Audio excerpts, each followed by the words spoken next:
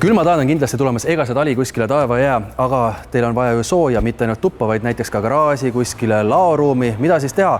Head sõbrad, ma soovitan teile infrapuna soojuskiirgur ahi on see märksõna. Mida moodi need asjandused töötavad, Elin? Infrapuna soojuskiirgur ahjud töötavad diiselküttel, kuid tegelikult on vaja ka elektrikütet, et põletit ja süüdet siis töös hoida. Aga mõni tahab biodiislit panna? Biodiisel sobib ka väga hästi. Küll biodiisliga tekib see moment, et teda ilmselt kulub natukene rohkem ikkagi, sest seal on need lisaained sees. Edasi on iseenesest kõik väga lihtne. Paneme masina käima, alt siin tekib leek siin all osas ja siis liigub soojus läbi torude.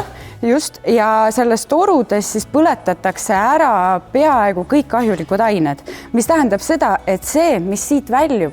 Et siit ei tule musta suitsu selles mõttes? Musta suitsu ei tule kindlasti. Tegelikult on see praktiliselt puhas õhk selle vahega, et ta sisaldab süsihappegaasi, nagu kõik põlemisprotsessis tekivad asjad. Ja teine mure, mis selle masinaga on, et nagu kõikide lüketega nii-öelda toas, et siin on vaja kogu aeg värske hapniku ligipääsu, ehk siis tube peab natuke õhutama ja samas, et inimesele ikkagi päris süsihappegaasi käes ka elada ei saa, et siis just sellepärast, et ühest otsast süsihappegaas välja, teisest hapnik sisse.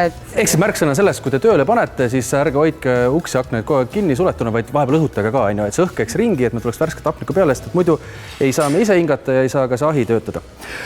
Ja ta on siis soojuskiirgur, see tähendab seda, et nii kui ma ta tööle panen, siit hakkab kohe seda sooja tulema ja täpselt selles suunas, kuhu ma suunan, on ju. Just täpselt nii nagu selle küttekeha siis suunate. Tavaliselt, kui on väga suured ruumid, siis on mõistlik see suunata siis selle inimese töökohale, keda te soojendada soovite, või siis mingisse piirkonda, mida te just täpselt, näiteks on vaja traktoreid sulatada lumest, et siis on hea suunata see traktorite peale see masin. Et me jõudsimegi väga huvitavalt, et ütleme sellises pisikeses garaažis, autogaraažis piisab näiteks täiesti sellest aparaadist, on ju. Need suuremad on siis ongi, et võib-olla kas siis väljas kuskil, ütleme, sulatamine väga hea näide, aga kus need kasutatakse väga palju on kirikud talvisel ajal, on ju, sest nad on vaiksed, nad ei sega ja te saate selle suure ruumi hästi tõhusalt soojaks. Just nimelt see kirikute puhul, miks on just väga hea neid seal kasutada, sest need masinad on tõeliselt vaiksed.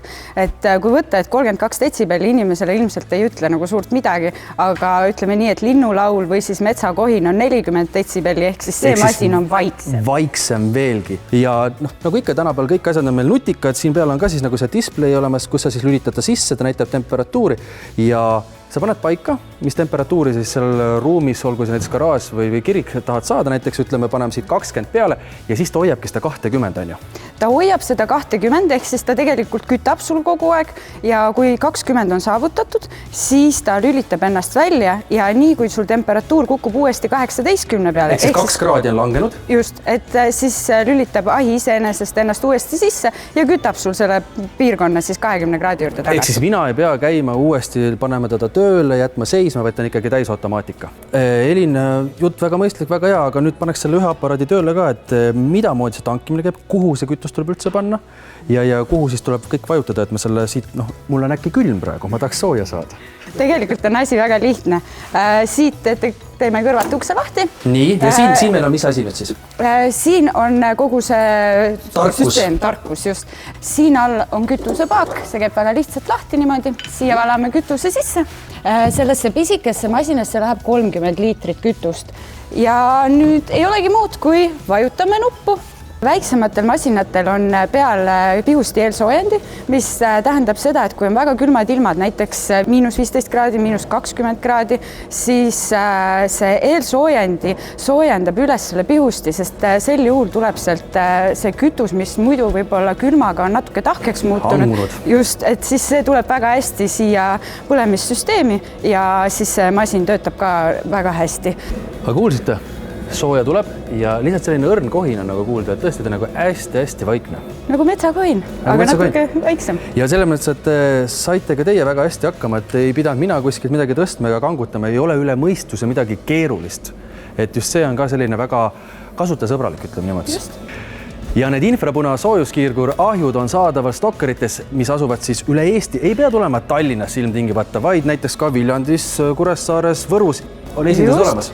Samamoodi ka Keilas, Haapsalus, Paides, Narvas, Jõhvis, et külastage ükskõik millist Stokkeri kauplust, võite ka meie e-poest neid osta ja selle aasta lõpuni on Stokkeris ka veel eriti hea pakkumine, kus kõik inimesed, kes ostavad järelmaksu peale alla 5000 eurose masina, saavad 10 kuuks 0% intressimäära.